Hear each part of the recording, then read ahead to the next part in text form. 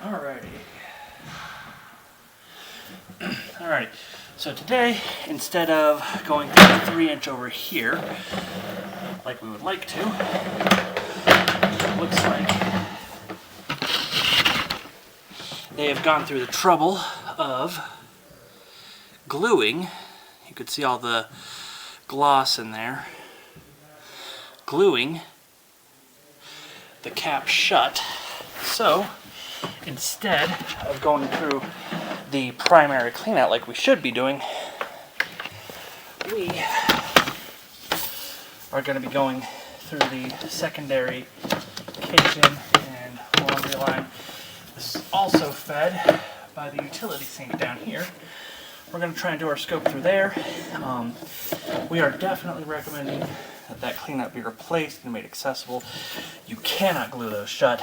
That is completely unacceptable. Let's go ahead and hop in the line, see what we can see.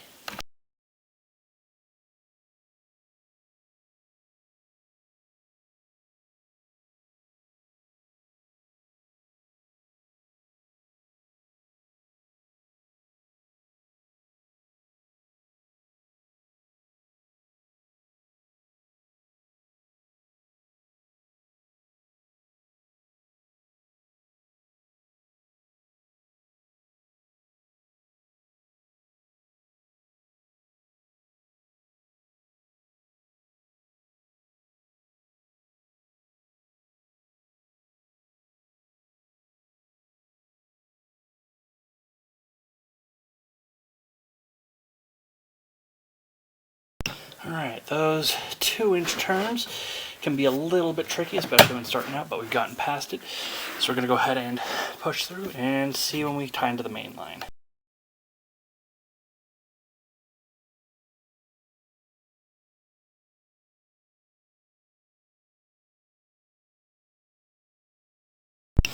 Looks like we've got about 5 feet of the secondary line before we tie in.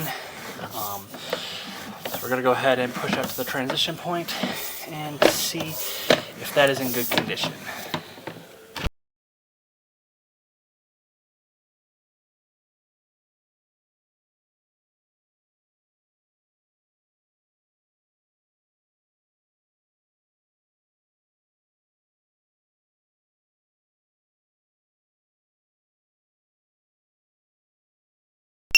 Alrighty, and 24 feet here is our transition point. Looks like it's aligned properly, minimal settling, no offsets or roots, so we're going to go ahead and flush some water and test for leakage.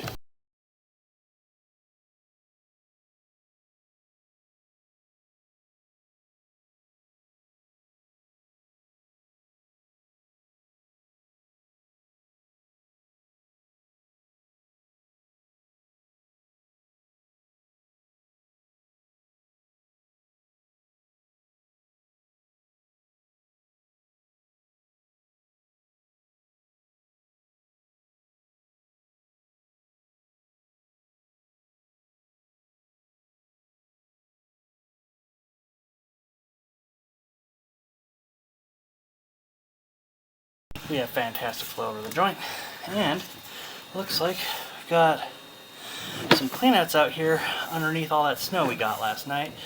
It's nice to know that those are there for the future. I would definitely recommend any future maintenance or scoping be done from those.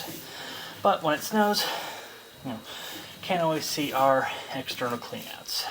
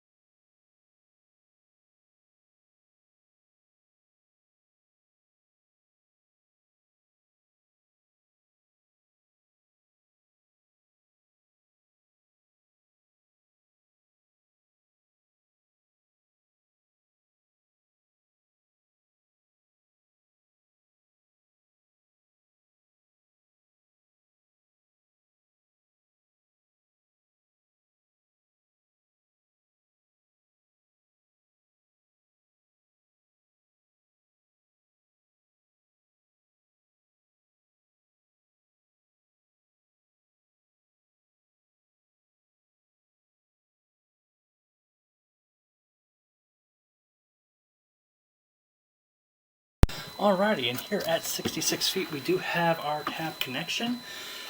Looks like we did have some grading loss underneath those cleanouts. So we're going to flush some water and we're going to double check those on our way back, make sure everything is good to go.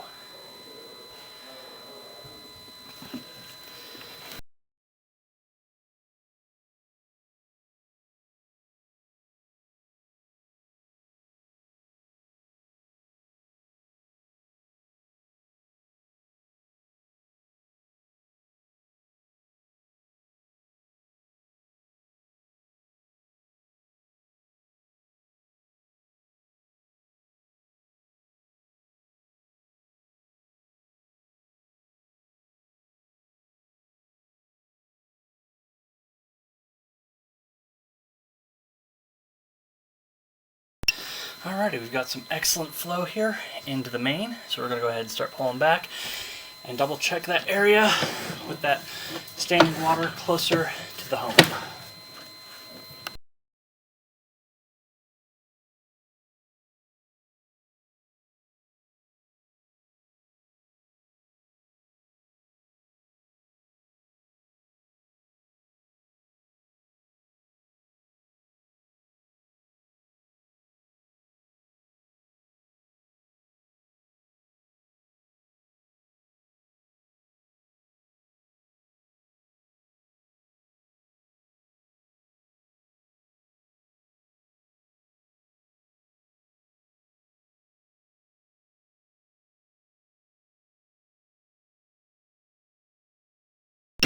Alright, so here at 27 feet we can see it's just starting to go over the lens of my camera, but only for about an inch there.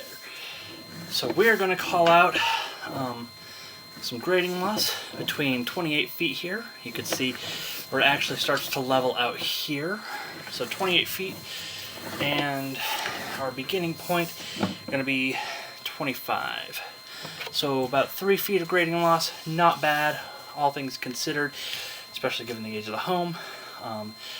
It is something to be aware of, something to monitor, but it's not something to lose sleep over. I would just be a little more careful about what I flush.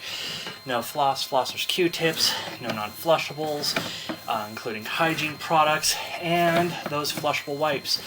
They say flushable, but they do not break down in any meaningful amount of time.